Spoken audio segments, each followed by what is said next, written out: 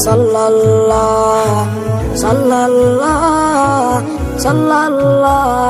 علیہ وسلم. الحمد لله الذي رفع السماء بقدرته ودحى الأرض بمشيته وخلق الخلائق بإرادته. الحمد لله الذي كتب الآثار ونسخ الآجال. القلوب له مفضية والسر عنده علانية. الحلال ما أحل والحرام ما حرم والدين ما شرع والأمر ما قضى. الخلق خلقه والعبد عبده وهو الله الرؤوف الرحيم. قال الله تبارك وتعالى بعد أعوذ بالله من الشيطان الرجيم بسم الله الرحمن الرحيم.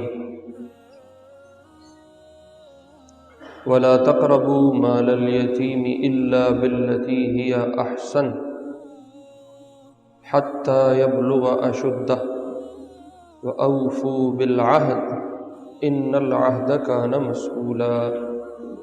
وقال ألم يجدك يتيما فآوى. وقال إن الذين يأكلون أموال اليتامى ظلما إنما يأكلون في بطونهم نارا وسيصلون سعيرا. وقال النبي صلى الله تبارك وتعالى عليه وسلم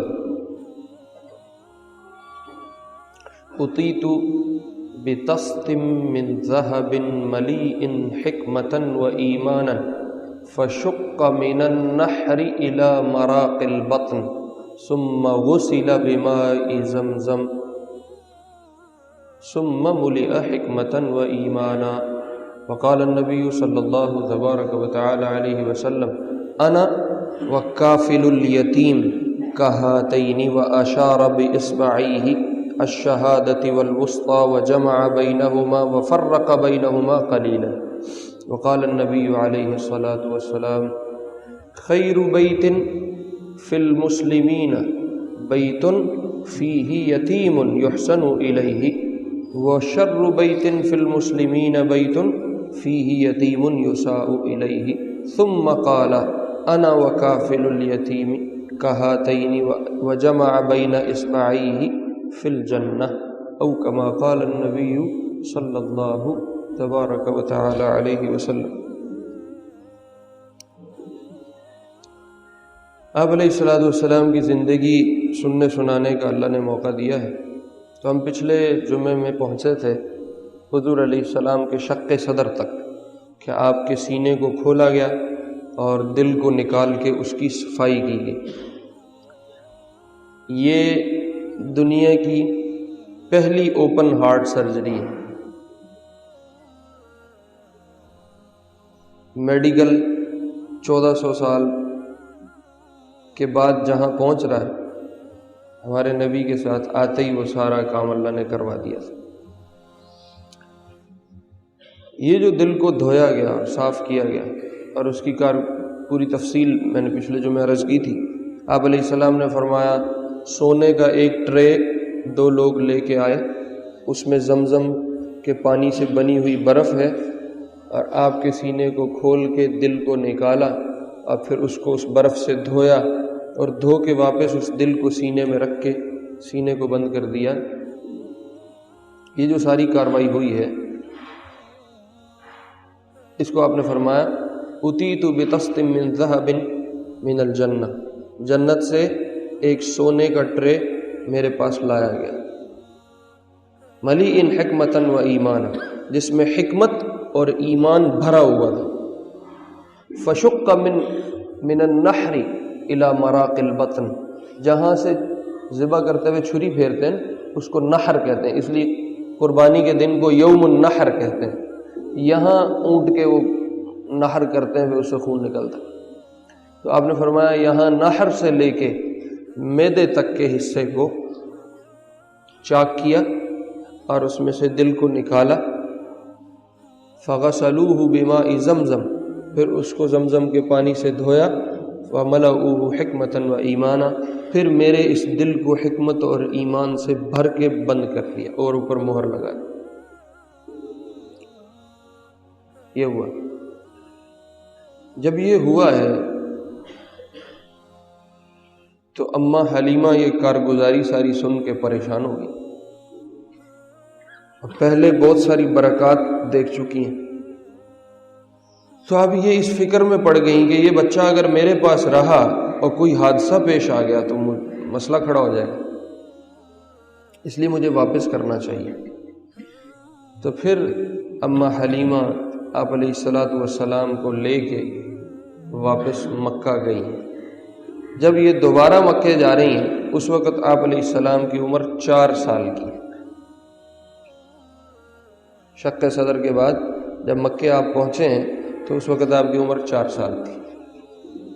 4 سال سے کچھ مہینے یا دن اوپر ہوں گے یا کچھ مہینے کچھ دن نیچے ہوں. ایک دو ضروری سوال ہیں اس شق صدر کے متعلق، وہ پہلے ان کا جواب ہو جائے تو پھر ہم آگے اس قصے کو بڑھاتے ہیں. ایک سوال یہ کیا جاتا ہے عموماً کہ یہ لوتھڑا اس لیے آپ کہتے ہیں نکالا گیا کہ اس میں شیطانی اثرات ہوتے ہیں اور گناہ کے جذبات اسی سے پیدا ہوتے ہیں، اور شیطان کی یہاں تک اپروچ ہوتی، شیطان کی پہنچ اس لوتھڑے تک ہوتی. حدیث میں آتا ہے شیطان اپنی سونڈ ایمان والے کے دل پہ یوں رکھ کے بیٹھا ہے، جیسے ہی وہ ذکر اللہ سے غافل ہوتا ہے، اللہ کی یاد چھوڑتا ہے، یہ اپنی اس سونڈ کو انجیکٹ کر دیتا ہے، اندر اس دل میں اتار دیتا ہے، اور پھر طرح طرح کے جذبات، خیالات، وسوسے، پریشانیاں، سوچیں اور گناہ کرنے کی صورتیں وہ اس دل میں ڈالتا رہتا ہے.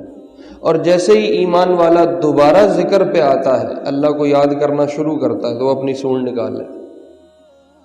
یہ جو شیطان اثرات ڈالتا ہے یہ دل کا ایک حصہ ہے، اس کو عربی میں کہتے ہیں علاقہ.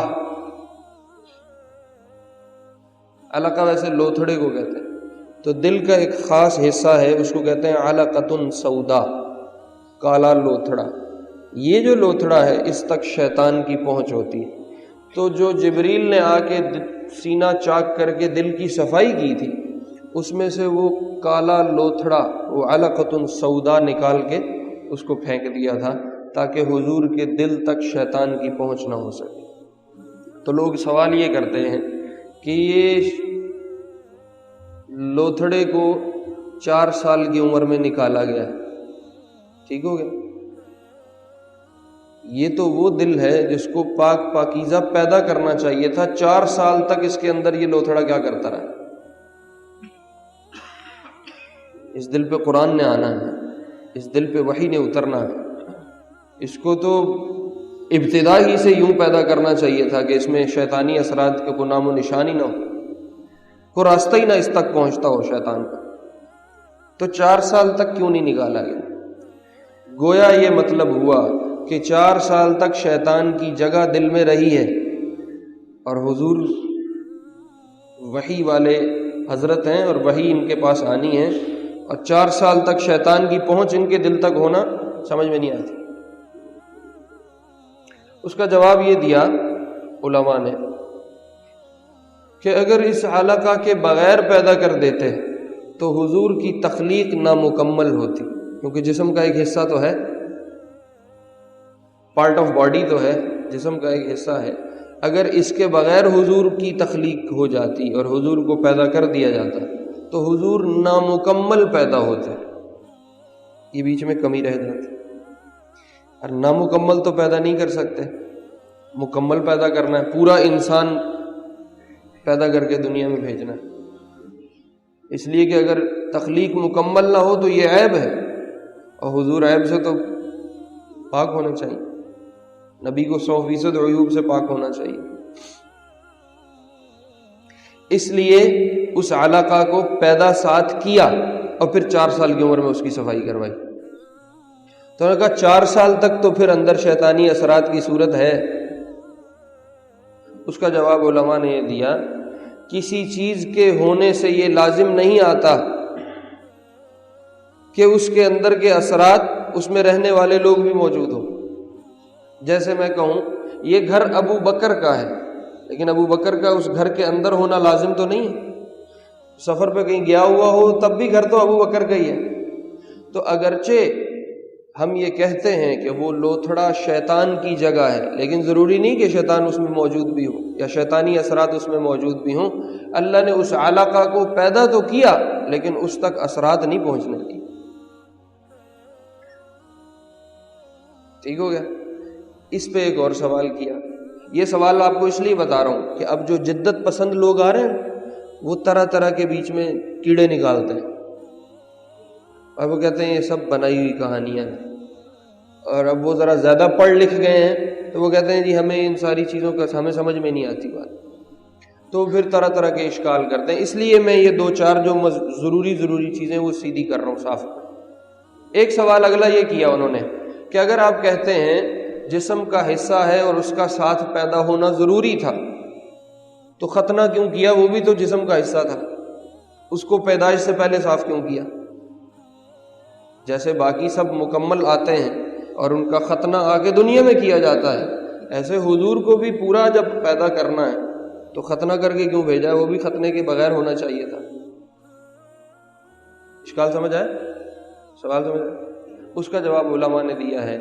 اللہ علماء کو جزائے خیر دے. دیکھو کتنی چیزیں سیدھی کی.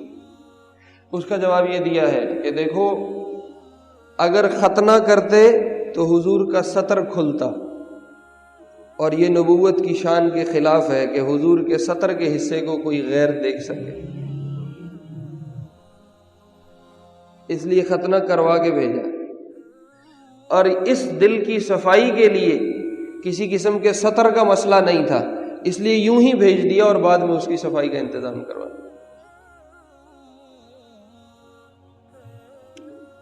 خیر اس دل کی صفائی ہوئی ہے اور اس کو ایمان اور حکمت سے بھرا گیا اور پھر اس پہ مہر لگا کے اوپر سیل کر دیا کہ جو اندر بھرا ہے اس کے ضائع ہونے کی کوئی صورت نہیں اور اب اس تک پہنچنے کی بھی کوئی صورت نہیں. خزانہ ہے جو اپنی جگہ پہ رکھ دیا گیا اور اس کو اوپر سے بند کر دیا. حضرت اماں حلیمہ فرماتی ہیں کہ میں اس واقعے سے بہت پریشان ہو گئی کہ اس بچے کے ساتھ کچھ انہونی نہ ہو جائے، اس لیے میں پہلے اس کے والدین تک پہنچا دوں. تو حضرت حلیمہ آپ علیہ السلام کو لے کے نکلی ہیں. جب مکے پہنچیں تو مکے کی وادی یوں تھی، اب تو انہوں نے صفائیاں کر دی ہیں، مشینری لگا کے ہر چیز ادھیڑ کے رکھ دی. یوں تھی. کعبہ بالکل وسط میں تھا، درمیان، اور سائڈیں اونچی تھیں چونکہ وادی ہے اور پہاڑوں کی جو ڈھلوان ہوتی ہے اس سے وہ ایک پیالے کی شکل اختیار کرتی. تو یوں تھی. اما حلیمہ فرماتی ہیں جب میں مکے میں داخل ہونے لگی ہوں اور بالکل اوپر بلندی سے نیچے اترنے لگی ہوں تو ایک دم ایک بادل کا ٹکڑا آیا اور حضور میرے اونٹ پہ میرے آگے جھولی میں سے غائب ہو گئے. تو یہ پریشان ہو گئی. ایک پیچھے شق صدر ہو چکا ہے، اس سے پریشان تھی کہ میں فٹافٹ پہنچا دوں، آگے یہ مسئلہ بن گیا تب اور پریشان ہوگی. تو اس پریشانی میں اماں نے تلاش کیا، کافی ادھر ادھر ڈھونڈا، لیکن عورت ذات ہے وہ کہاں ملے، کدھر گئی بات. تو یہ پریشانی میں مکے اتری اور عبد المطلب سے ملاقات کی. ان کو بتایا اس طرح میں لے کے آ رہی تھی، یہ مسئلہ پیش آیا اور اب یہاں پہنچی ہوں تو آگے وہ بچہ غائب ہو گیا. تو عبد المطلب پریشان ہو گئے اور پریشانی میں فوراً گئے کعبے کی طرف اور وہاں جا کے دعا کرنا شروع کی. عبد المطلب اور دعا مانگتے مانگتے ایک شعر کہا، یا ربی رد ولدی محمد، اے میرے رب میرے بچے محمد کو واپس کر.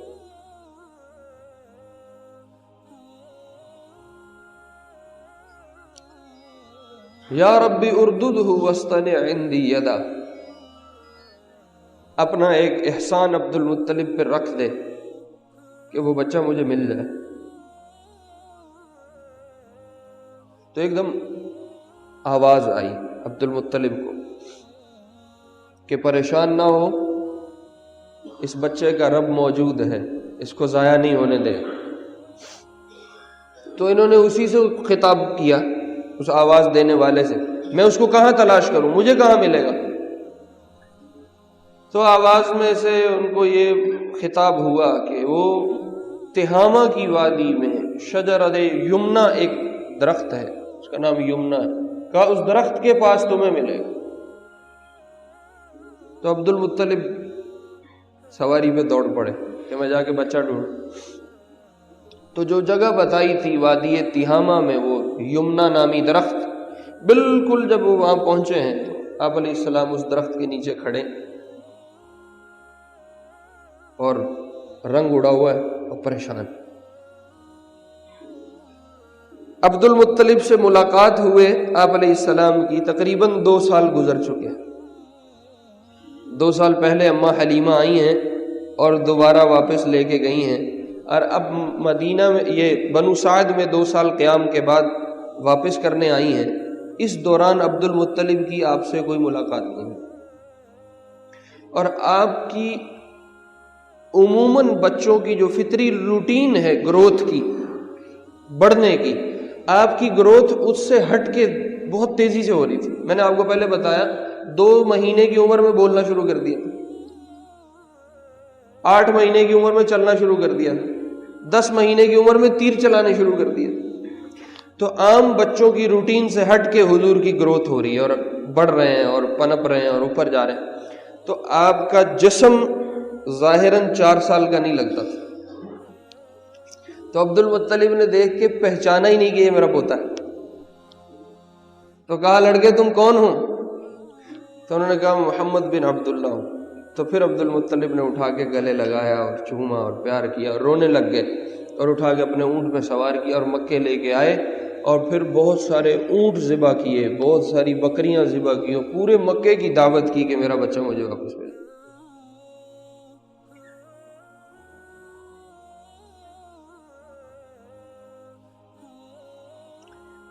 اب یہ مکے میں حضور ٹھہر رہے ہیں۔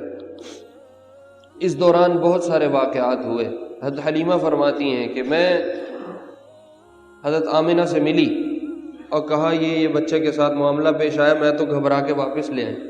تو حضرت آمنہ نے کہا تمہیں گھبرانے کی ضرورت نہیں، اس تک شیطان نہیں پہنچ سکتا، اس لیے کہ جب یہ میرے پیٹ میں تھا میں نے یہ دیکھا، میں نے یہ دیکھا، میں نے یہ دیکھا، پوری پچھلی رودات سنائی۔ یہ پھر یوں پیدا ہوا، اس کے ختنے ہوئے تھے، دلہا دلایا تھا، وغیرہ وغیرہ ساری کارگزاری حضرت آمنہ نے حلیمہ کو سنائی اور کہا پریشان ہونے کی بات نہیں، یہ بچہ کوئی انوکھا ہے، اس لیے اس طرح کے واقعات تمہیں نظر آئے ہیں، شیطان اس تک نہیں پہنچے گا۔ تو حضرت حلیمہ فرماتی ہیں میں واپس چلی گئی بنو سعد میں۔ کچھ دنوں بعد یہودیوں کی ایک جماعت کا گزر ہوا۔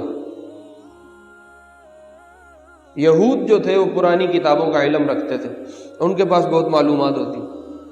تو حضرت حلیمہ کہتی میں نے موقع پا کے میں نے ان سے سوال کیا، اس طرح میرا ایک بچہ ہے، یہ نہیں بتایا کہ وہ آمنہ کا، خود بھی ماں تو بن گئی تھی، دودھ پلانے والی تھی، تو کہا اس طرح میرا ایک بچہ ہے اور یہ اس طرح کے واقعات اس کے ساتھ ہوئے ہیں۔ تو وہ یہود کہنے لگے یہ بچہ تو آخری نبی ہے۔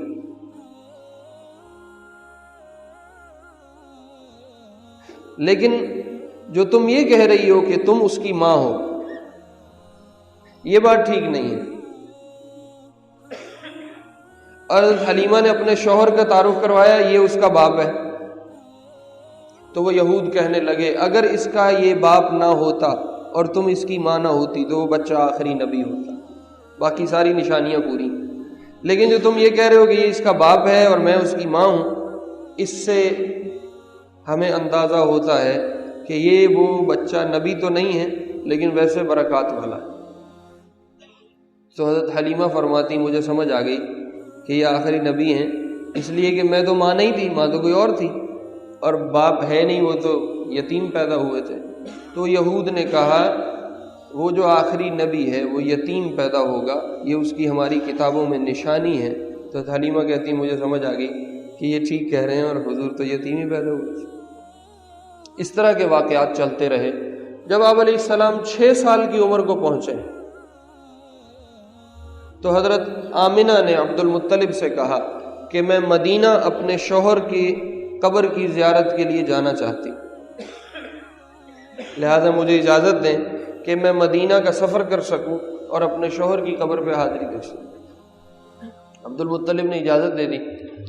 حضرت آمنہ ہے اور ساتھ آپ علیہ السلام ہیں، 6 سال کا بچہ ہے، اور ایمن ہیں جن کا میں نے تعارف کروایا تھا، جو آپ علیہ السلام کو وراثت میں باندھی ملی تھی اپنے والد سے، ترکے میں آئی تھی.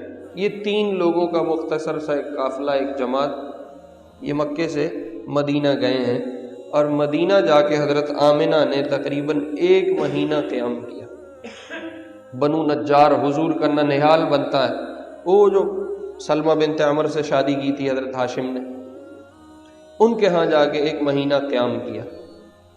اور پھر وہاں کسی یہودی نے حضرت ام ایمن کے پاس حضور کو دیکھ لیا تو کہا یہ بچہ نبی بنے گا، اگر یہود کو پتہ چل گیا وہ اس کو قتل کر دیں گے، تم اسی وقت یہاں سے چلی جاؤ.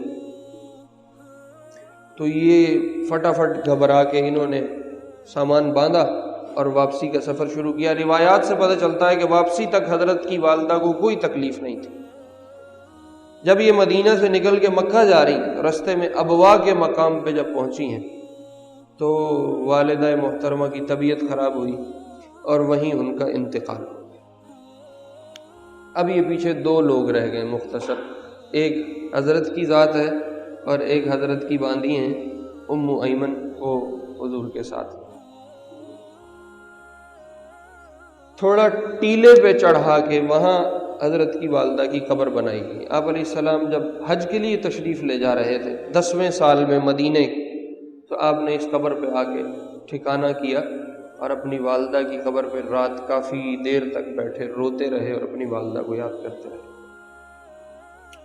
عام انسانوں کے حق میں یتیم ہونا عیب ہے،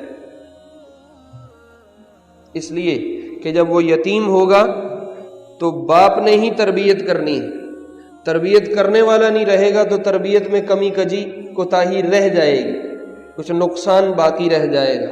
اس کی ذات کا کردار بنانے میں، اس کی تعلیم و تربیت میں بہت ساری چیزوں کی کمی رہ جاتی ہے کہ باپ کا سایہ سر سے اٹھ گیا. لیکن حضور علیہ السلام کے حق میں یتیم ہونا شان ہے. الم یجد کا یتیمن، کیوں شان ہے؟ اس لیے شان ہے کہ عام انسان کے حق میں تو باپ چلا گیا، تربیت میں کمی رہ گئی، لیکن حضور کی تربیت تو خود اللہ نے فرمانی، تو کمی کا کوئی سوال ہی پیدا نہیں ہو سکتا. بہت ساری چیزیں عام امتی کے حق میں عیب ہیں لیکن حضور کی ذات میں شان ہے. مثلا حرص، حریص ہونا، لالچی ہونا، یہ امتی کے حق میں عیب ہے لیکن حضور کے لیے یہ شان ہے. من انفسکم عزیز علیہ ما عنتم حریص علیکم، ہم نے اس کو ایمان والوں کی جانوں پہ لالچی بنا کے بھیجا. دیکھو، امی ہونا، ان پڑھ ہونا، یہ امتی کے حق میں عیب ہے کہ اس کو پڑھنا لکھنا ہی نہیں آتا، لیکن حضور کے حق میں یہ شان ہے کہ وہ امی پیدا ہوئے اور امی ہونے کی حالت میں نبوت ملی. شان کیسے بنتی ہے کہ جب کوئی کام روٹین سے ہٹ کے ہوتا ہے تو اس کو معجزہ کہتے ہیں. یہ سب حضور کے معجزے تھے کہ آپ تو ان پڑھ رہے ہیں، نبوت ان پڑھ ہونے کی حالت میں ملی، لیکن ساری دنیا کے علم اور تعلیم کا انتظام اللہ ان کے ہاتھوں کرے. سارا علم اللہ نے حضور کے ہاتھوں دیا اور خود امی ہے، بالکل روٹین سے ہٹی چیز. وہ کوئی پروفیسر ہو تو آگے شاگرد پیدا ہوں گے نا، کوئی استاد ہو تو آگے پڑھائے گا اور تعلیم کا سلسلہ جاری ہوگا. نہ وہ اپنی ذات میں کچھ پڑھنا لکھنا جانتے ہیں، نہ ان کو پڑھنا لکھنا آتا ہے، لیکن ساری دنیا کے لیے پڑھنے پڑھانے کا اور علم کا انتظام کیا اللہ. اور خود یتیم پیدا ہوئے کہ اپنی تربیت کے کوئی اسباب نہیں ہیں، لیکن اللہ نے اس یتیمی میں ساری دنیا کے لیے جتنے یتیم ہیں سب کا سایہ حضور کو بنا کے بھیجا. یتیموں کا والی، غلاموں کا مولا. یہاں پہنچ کے سیرت نگاروں نے یتیموں کے بہت فضائل بیان کیے ہیں. یتیم کسے کہتے ہیں؟ یتیم کہتے ہیں بالغ ہونے سے پہلے پہلے اگر کسی بچے کے والد کو اللہ اٹھا لے اور اس کا سایہ اٹھ جائے تو یہ یتیم کہلاتا. اللہ نے پیدائش سے کچھ پہلے ہی حضرت عبداللہ کو اٹھا لیا تو یتیم ہو گئے، اور 6 سال کی عمر میں ماں کو بھی اٹھا لیا تو ڈبل یتیم ہو. اس لیے عربی میں جس کا والد فوت ہو اس کو یتیم کہتے ہیں، اور جس کے ماں باپ دونوں چلے جائیں اس کو یتیم الابوین کہتے ہیں. تو آپ یتیم بھی تھے اور آپ یتیم الابوین بھی تھے. جار اللہ الزمخشری ایک امام ہے، انہوں نے لکھا ہے، علماء کا ذوق ہے نا اپنا اپنا، کیسی کیسی بات لکھی. کہا یہ یتیم نہیں ہے، یہ در یتیم ہے. در یتیم ہونے کا کیا مطلب؟ در کہتے ہیں عربی میں موتی کو، اور وہ موتی جو اپنی سپی میں رہتا ہوا اکیلا ہو اور اس کے ساتھ کوئی اور موتی اس سپی میں موجود نہ ہو، اس کو کہتے ہیں در یتیم، منفرد ایک ہی اپنی ذات میں موتی. کہا حضور اپنی ماں کے پیٹ میں ایک ہی، دوسرے کی پیدائش کا تو موقع ہی نہیں آیا، اور شوہر پہلے جا چکا، اگلے بچے کی سوال ہی پیدا نہیں ہوتا. تو آمنہ کے پیٹ میں ایک اکیلا موتی ہے جو در یتیم ہے، اور وہ حضور علیہ السلام کی ذات. آپ نے فرمایا انا وکافل الیتیم کہاتین، یتیم کی پرورش اور سرپرستی کرنے والا اور میں، ہم دونوں قیامت کے دن یوں ہوں گے. اور ایک روایت میں ہم جنت میں یوں ہوں گے. یہ دو انگلیوں کا اشارہ فرمایا، شہادت کی انگلی اور درمیانی انگلی. کہا یتیم کی پرورش کرنے والا اور اس کا سرپرست بننے والا اور میں، ہم دونوں قیامت کے دن یوں ہوں. اور ایک روایت میں ہم جنت میں یوں ہوں. پھر آپ نے فرمایا خیر بیت فی المسلمین، مسلمانوں میں سب سے بہترین گھر، بیت فیہ یتیم، وہ گھر ہے جس کے اندر کوئی یتیم ہو، یحسن الیہ، جس کے ساتھ اچھائی کا معاملہ کیا جاتا ہو. وشر بیت فی المسلمین، اور مسلمانوں میں بدترین گھر وہ ہے بیت فیہ یتیم، جس کے اندر کوئی یتیم ہو، یساء الیہ، اور اس کے ساتھ برا معاملہ کیا جاتا ہو اور اس کے ساتھ لوگ زیادتی کرتے ہوں. یہ سب سے بدترین گھر. یتیم کے بہت حقوق آئے ہیں، بس ایک چھوٹا سا روایت ذہن میں آگئی، وہ بھی سنا دیتا ہوں.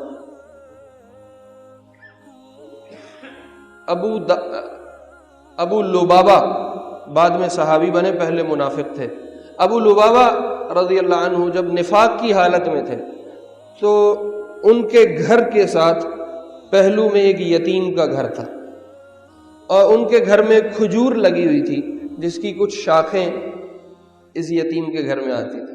تو وہ بچے تھے، وہ وہاں سے کھجوریں توڑ توڑ کے وہ یتیم کھا پی جاتا تھا. ابو لبابہ نے اس سے جا کے جھگڑا کیا کہ تو میری کھجوریں کیوں استعمال کرتا. یہ جھگڑا چلتے چلتے حضور علیہ السلام کے پاس پہنچ گیا. یہ میں آپ کو بتا رہا ہوں یتیم کے کتنے فضائل ہیں حدیث میں، اور سیرت نگاروں نے تو پھر بہت تفصیل کھینچی، میں اتنی تفصیل میں نہیں جا سکتا. آپ نے اس ابو لبابہ کو بلا کے کہا، فیصلہ تو یہ کر دیا کہ ابو لبابہ کا حق ہے، اس کی اجازت کے بغیر استعمال نہیں ہوگا، اور یتیم کو کہا آپ اس کو استعمال نہ کرو. وہ رونے لگ گیا. اس کا باپ نہیں تھا، وہ پہلے ہی پریشان ہوگا یا اس احساس اور کیفیت میں ہوگا کہ میرے سر پہ کوئی ہے نہیں اور یہ جھگڑا جیت گیا، کیس جیت گیا نا، تو وہ رونے لگ گیا. تو آپ نے ابو لبابہ سے کہا ابو لبابہ اپنی کھجور اس کو دے دو یار، کتنی کھا لے. انہوں نے کہا میں نہیں دیتا. آپ نے کہا تو اس کو اپنی کھجور دے دے اور اس کے بدلے جنت میں میرے سے کھجور لے لے.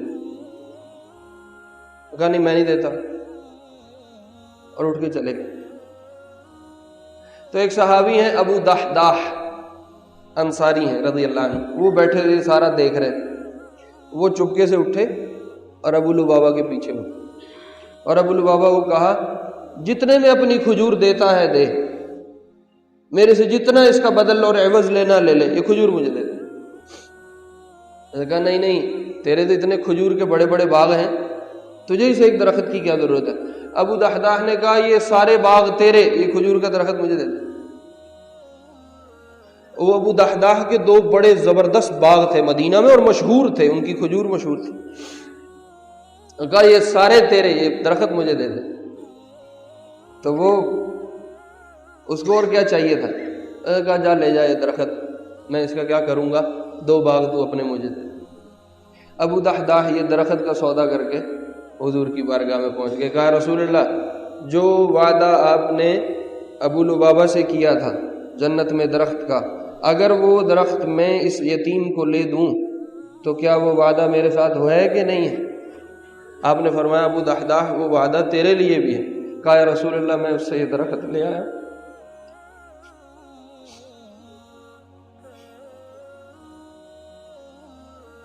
خدا کی قسم جنت آنکھوں دیکھتے تھے یہ لوگ، بن دیکھا سودا ہے، لیکن ایمان ہے کہ جنت حق ہے. کہا رسول اللہ میں یہ لے آیا ہوں. آپ نے فرمایا کم من دواح کم من عذق دواح لأبی دحداح فی الجنہ. ابو دحداح تو ایک درخت کی بات کرتا ہے، تیرے لیے جنت میں کئی درخت ہیں.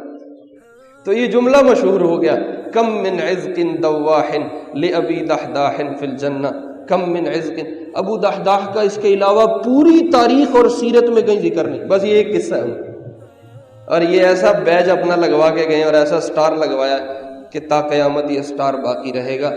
اس لیے جس کے پاس اللہ یتیم کی سرپرستی کا موقع پیدا کرے تو وہ پورا خالص مخلص ہو کے اس کے تعاون اور اس کی سرپرستی اور کفالت کرے اور اس پہ اللہ سے اجر کی امید رکھے. اللہ اس کی اس محنت کو ضائع نہیں کریں گے. اللہ رب العزت نے اپنے محبوب کو اگر یتیم پیدا کیا ہے تو یہ ایک شان دے کے پیدا کیا ہے، اور امت کے تمام یتیموں کے لیے صلی اللہ علیہ وسلم.